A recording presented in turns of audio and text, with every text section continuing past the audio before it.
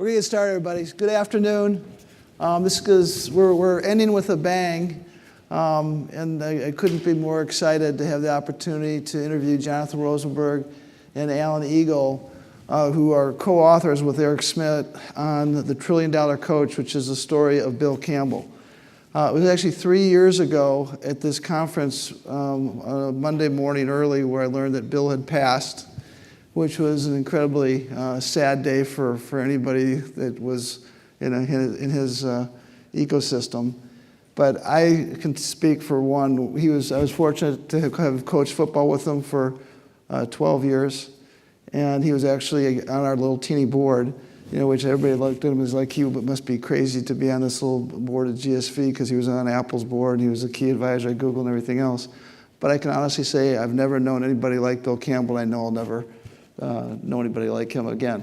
So anyway, the book $1 Trillion Coach is phenomenal. It captures these lessons, and these two had a special window and did exhaustive interviews with over, I guess, 80 people. 80 people. Yeah. So first of all, I gave that sort of rambling preamble, but for both of you, who was Bill Campbell, and how did you get to know him?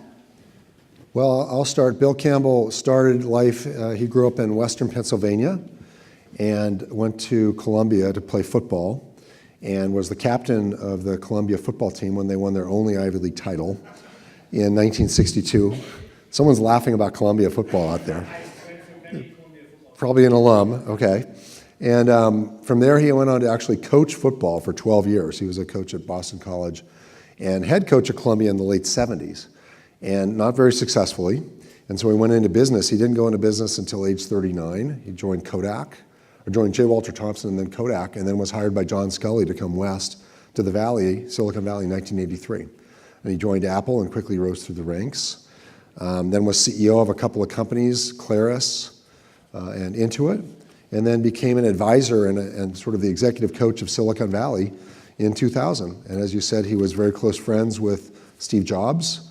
When Steve rejoined Apple in 1997, Bill was the first board member that Steve brought on, and really they grew Apple together, and then he became an advisor to Eric and the staff at Google. Well, and that's really, that brings us to how I met him. February 2002, I was a senior VP at Excite at Home, and Google was interested in hiring me. So I went through all of these interviews, and I figured like I had this preordained right to an offer, and I went to collect it. And Eric Schmidt puts me in this big conference room. It's empty. And this old guy walks in. And he comes in, and he comes into your space, right? Rosenberg.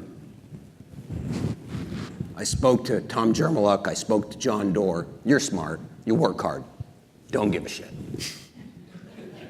I got one question. Are you coachable? I'm like, depends on the quality of the coach. And he gets up and walks out. He says, smart Alecks are not coachable. And I'm like, what just happened? And then I realized that Eric Schmidt said that he had a management coach. And my God, that must have been him. And my Google offer just disappeared into the micro kitchen. So I go out chasing him. Yeah. Coach Bill, sir, I'm so sorry, sir. And he goes, Rosenberg, button chair, back in the room. I go back in the room, I sit down. He comes back in and gives me a speech about humility. And then he comes back and he says, I got another question. If I were to be your coach, what would you want to get out of it? I was like, well, I don't really need a coach, but I guess I need an answer. Fortunately, I had watched this episode of the Dallas Cowboys, and Tom Landry said, a coach hears the things you can't hear and sees the things you can't see so you can be the person you always wanted to be. And so I said that. And I think Bill kind of saw through it. But he said, all right, Rosenberg, I can coach you. And then we met every 2 weeks for the next 10 years. Yeah. Jonathan does a pretty good Bill imitation. It's an outstanding. I'll be on your board. There's a few adjectives that get thrown in usually when. But anyway, This is a family conference, right? It is. Well, anything can go. Okay. I'll just give you my quick Bill Campbell story, how I met him. So my daughter My oldest daughter, Maggie, started going to Sacred Heart School in Atherton when she was in 6th grade. And Bill had a daughter, Maggie, but I didn't know any of his parents, I didn't know anybody there. And I get this email saying, his dads and daughters going to the baseball game. I said, okay, this would be a way to kind of meet some of these parents. And so I show up at Sacred Heart School on a Sunday morning, 10 o'clock in the morning. Here's this guy with a baseball cap, flips open a Bud Light, says, I'm Bill Campbell, who are you? So Bill sits next to me, and he starts asking me, what do you do? And I kind of puff my chest out. Well, I'm the CEO of this new investment firm in San Francisco, blah, blah, blah. I go, what do you do? He goes, oh, I'm retired. I said, oh, really? Well, what did you do? He goes, oh, I was in the software industry. Really? Who'd you work for? Intuit. Oh, really? What'd you do there? I was the CEO. And I'm kind of and we get to the baseball stadium, and I think I'm the only person in San Francisco who had no idea who Bill Campbell was, because whether it was the hot dog vendor or was the person in the owner's box, everybody knew this guy, Bill Campbell. So it was just remarkable. Then I had the privilege of coaching flag football with him for 14 years. Wow. And that was, you said everybody knew Bill, and that was part of his charm, is that he was just a great guy to everybody.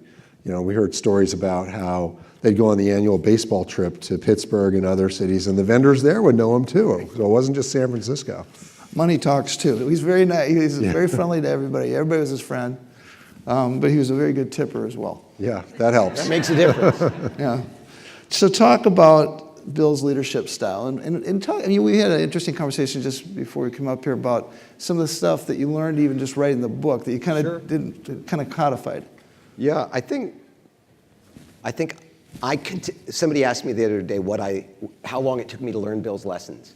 And I think one of the things that I realized was it took me more than 10 years of biweekly sessions to learn Bill's lessons. And I learned more as I interviewed people for the book. And I think the first lesson I really learned from Bill is that your title makes you a manager, but it's your people that make you a leader. And having your people elect you captain of the team is a compliment of the highest order, and that's something that's different from showing up and being a dictator and making decisions and telling them what to do. And I think Bill really taught me the difference between evaluating people and doing performance reviews and telling people what to do, as opposed to kind of treating them as people and showing them trust and respect and support and challenging them to be better. And doing all of that with management practices that were so rigorous that they looked at you and said, gee, I want to be more like that. I want to run my one-on-ones that way. I want to run my staff meetings that way. I want to drive to make decisions that way. So it really was teaching you the fundamentals of how to manage a team and how to build trust with your team and a sense of community on your team that he taught us, which then put us in a position where people would follow us. Well, it would start with, his leadership principles started with being a good manager, running a tight ship, as Jonathan was talking about. But then it was really about building trust with people. He built an incredible level of trust both ways with people, everybody he worked with. And then, and then there was a word that came through a lot, and Michael, you might have been the first to use it in our interviews, was love. And you don't hear that very much in the workplace, especially not in the Valley. And he built a true level of love and respect with the people that he worked with, and which helped teams. The teams that he worked with, he was a coach of teams, not an individual coach. People think of executive coaching as a one-on-one thing, but he would coach all of the people on a team and really create, through that love and trust, turn that team into a community. So obviously Bill's career is legendary and had a huge impact, but why should the rest of us care about his story? What can they learn from the $1 trillion coach? Well, what we've tried to do in the $1 trillion coach is really open source Bill's playbook, to use a software term. And we were going through a lot of these interviews, and you think, well, Bill Campbell was a unique individual. That's interesting stories, but no one can do what he did. But what came through over and over again was a series of principles, again, about things like building trust, listening to people, how do you make a decision, which we really think anyone can do, not just Bill. And you don't need an executive coach. Really, any leader, any manager can do these things. So that's what we've tried to put into the book, is these set of a couple of dozen principles that he did, but really we all can learn from. We all can practice. And I think the most fundamental lesson is that in a corporation, we tend to think of the individual as the thing that we're managing and trying to get the most out of. And what Bill helped us recognize is that corporations are built on teams. And it's the team that's the fundamental building block of the company. And it's getting those egos, particularly in tech, to work together, to smooth out the tension between these people with ambition and egos on teams and get them to operate as a team and manage them as a team and not just manage them as individuals. So you talk about strong personalities, and you talk about, I mean, Bill Campbell went for a weekly walk with Steve Jobs and worked with Eric Schmidt intimately. I mean, a bunch of strong personalities, strong ideas. What was Bill's trick to working with those type of strong personalities? Well, I mean, he would break people down. I mean, he certainly did that to me. There was a great story when an article came out in Valleywag, Tyrants of Tech. And it had Steve Jobs and Mark Benioff and David Colburn, and number 9 on the list was Jonathan Rosenberg, who would not throw chairs but would yell at people. And Bill brought me into his office one day and took me to the woodshed and basically said, I know Steve Jobs. I work with Steve Jobs. You're not Steve Jobs. I don't want you yelling at people like that. That's not why we have you around here. Well, you forgot to mention that you were especially proud of that. Yeah, I was proud. By the way, it's a great story in the book. As someone who worked for Jonathan at the time, like he sent it to his team. Look what I did. Yeah, Bill basically said, "What would your mother say?" Right. So one of the things that he would do would be he would break you down, and then help you understand what your weaknesses are, like a football player, and then build you back up. But interestingly, with some of those really driven, high ego people, he largely tolerated them. And he would bucket them into people who were such geniuses that they could produce products that were better than everybody else. And he would tolerate that. But if they were egotistical and didn't put the team first and weren't trustworthy, then he would push them out. So he had a level of tolerance for some of those people if they were good enough. But the ones who couldn't accept putting the team first or wanted the limelight shined on them, he wouldn't accept. Well, one thing you need to understand, you said if they're good enough, but these people, Bill called them aberrant geniuses, and they can create enormous value in a company. I think we've all worked with these people that are very difficult to work with, but wow, are they good. And so, I think Bill felt and taught you that not just work with them, but protect them, because the rest of the group will try to get rid of them. But then there becomes a point where the aberrant outweighs the genius, and you have to figure out what to do in those situations.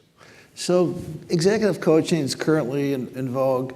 What are the differences between an executive or a coach and a manager?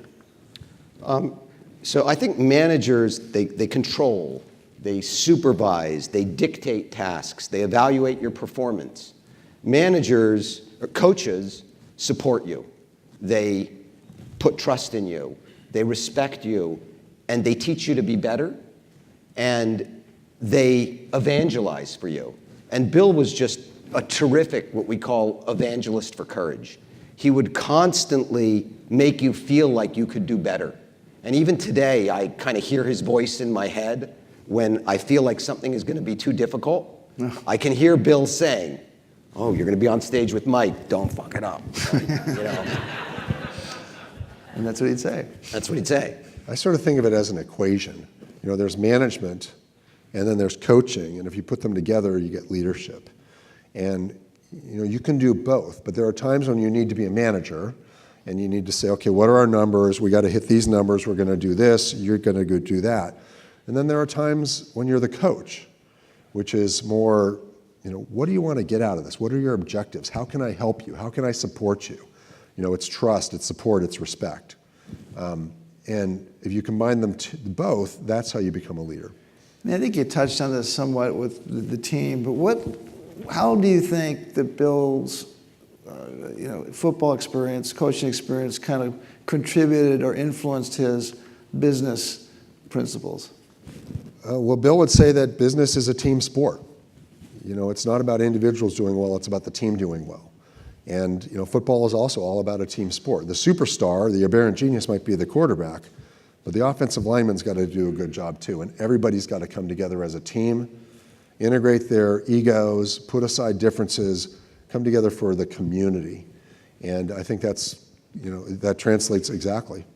I think he would also focus on people who had a team-first attitude. And even in business, he would always focus on picking the right players, right? In football, you got to have the right talent. And when he had a problem, he wouldn't get everyone focused on the problem. He would focus on whether or not he had the right team. And so the things that he learned in football and the values that he taught in football were very similar to the things that he taught in business. He wanted to get the relationships between the players correct in football. He wanted to get players trusting each other. On an offensive line, you got to trust the guy on your left, you got to trust the guy on your right. He would manage all of those pairwise combinations of relationships and make sure that people trusted each other and were focused on the team and not themselves. And I think there was an interesting anecdote about the coach's power of observation. We talked to a gentleman who had coached with Bill back in the 70s, and he said Bill had a talent where, most of us when we watch sports, we watch the ball, and you see one player and the person who tackles the ball carrier, and Bill could watch a play, and this was before there was video, and also know what all the other players were doing, like have a broader view of observation and be able to see the whole field. And he brought that into his coaching. He'd sit in Eric's staff meeting, and Eric and Jonathan might be talking to one or two people, and Bill could look around and see who was uncomfortable, who was not happy with what was going on.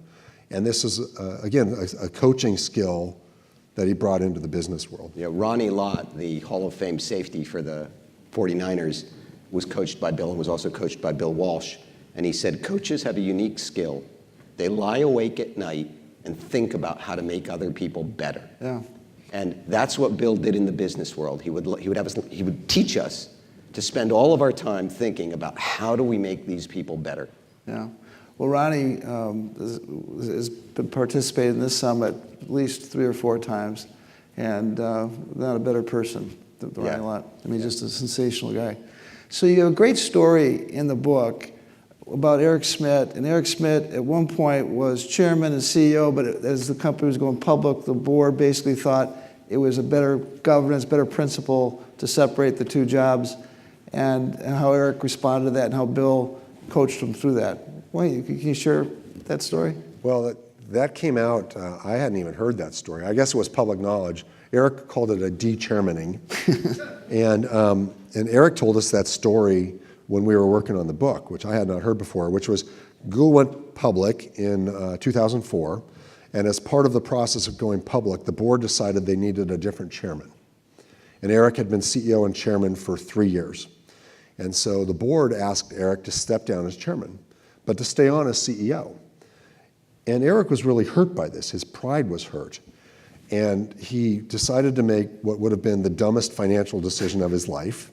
And he decided he was going to quit as CEO and chairman. He was going to walk away from all of it. And he called up Bill, and he said, that's it. I'm done. They don't appreciate me. I'm quitting. And Bill immediately recognized that this was a question of pride and not a rational decision. But he also saw that what Eric was going to do was going to hurt the team. It's going to hurt Google. And so Bill talked to Eric off the cliff and basically said, no, you shouldn't quit. You need to do what's right for the team here. Swallow your pride. Continue on as CEO. And when the time is right, you'll come back as chairman. We'll make that happen. And that's exactly what happened. Yeah. So one of the other things in the book that was such a good lesson, we kind of talked about a little bit, but you have Scotty Kramer, Bill's driver in New York City, throughout the book. And Scotty is a driver, but Bill treated Bobby or Scotty like family. His caddy down in Mexico came to his funeral. I think the lesson is just how to treat people. That everybody deserves respect. And he was amazing with that with everyone. And if you didn't do it, he'd teach you to do it by example. Right. And he did it to me one day when normally I would go to his office to meet with him. And one day he came to my office because he had some other meetings at Google. And I was in an interview with someone from the East Coast who was running late. And so Bill was waiting outside my office, which you don't usually do, right? I mean, usually you're on time. So I see him out there, and he's talking to my admin. And he's like, go ahead, Jonathan, finish your interview. Don't worry about it. And he comes in. He's like, Jonathan, when are you writing Sade's recommendation for law school? Well, I don't know, Bill. I didn't know she was applying to law school. He's like, how can you not know your admin wants to go to law school? And that was pretty fascinating. He said, I only just met her, and in 3 minutes, I know more about what her goals in life are than you do. And it was my admin. I didn't think he was talking about something of substance to my admin, but he did. And then he helped her get into law school. So in the book, you say that Bill say one of the things Bill hated was consensus. What do you mean by that? Well, do your Bill imitation. I don't want consensus. Now let's get to this decision. I hate consensus. I hate consensus. Best idea. Bill really taught us that you want to run a meeting and a decision-making process where people come in and everybody speaks. We focus on data if we have data. We hear from all of the people in the room. We get all of the ideas on the table. And then when we reach a point where people are bitching or moaning, a manager makes a decision. And he often felt that no decision, festering, was a lot worse than even a bad decision. And he really hated the idea of a large group of people arriving at an answer by whatever it was that they could all agree on, because generally that's the most watered down answer. So one of his close friends, probably his closest friends, Mike Homer, and I don't know if this is Mike's original quote, or he borrowed this from somebody else, but said, we got data, when we got facts, we use facts, but when we don't, That's Jim Barksdale. Jim Barksdale. Right. If we have data, let's use data. If all we have are opinions, let's use mine. That's a great one. So what are the one or two best things that you learned from Bill? You know, getting back to what I said earlier, love. You know, you mentioned Scotty Kramer, and who was Bill's driver in New York for 20, 25 years. And Jonathan and I spent a delightful afternoon. Yeah. We went up to Columbia, and Scotty drove us around and told us Bill's stories, and just loved the man. And you know, the simple things that you can do to get to know people on your team, and get to really care about them. They're simple. We all have them inside of us, but we don't take the time to do it. And that's what I learned from talking to all these people. Is just take the time to get to know people as people. Don't just run back to your desk. You know, stop and chat for a couple minutes. For me, astonishingly, it was the basics of management. It was, how do you do a one-on-one? You know, to Bill, there were 4 attributes: performance, or relationships with peers, performance on the job, innovation, and management practices. And he taught me to make a list of those things, meet with people, see their list, compare the lists, and that would tell us if we had the right priorities. And each week, I'd go through my priorities for them based on those attributes. And he taught me how to run a staff meeting. He taught me not to give tasks to people individually, which seemed like the most efficient way to me. He taught me to have people leave in pairs so that they could do things together, so that the next time we had a problem that we were trying to solve as a team, they'd built a relationship with each other. So just the basics. As you know, I was 41 years old, and I'd been a senior VP at a big company in the Valley, and how I was running my staff meeting, and how I was dictating tasks, and how I was giving out work was wrong. So in the book also, you had a great story on Dan Rosenzweig, the CEO of Chegg, and how he had a board member that just didn't read the material. Tell that story. That was a... Well, it was talking about we were talking about how to manage boards. And Dan was having a problem with a board member who would come to a meeting just completely unprepared and would waste a lot of time going over things that other people had prepared. And Bill said, no, Dan, it's not his problem, it's your problem. You're not preparing your board members properly.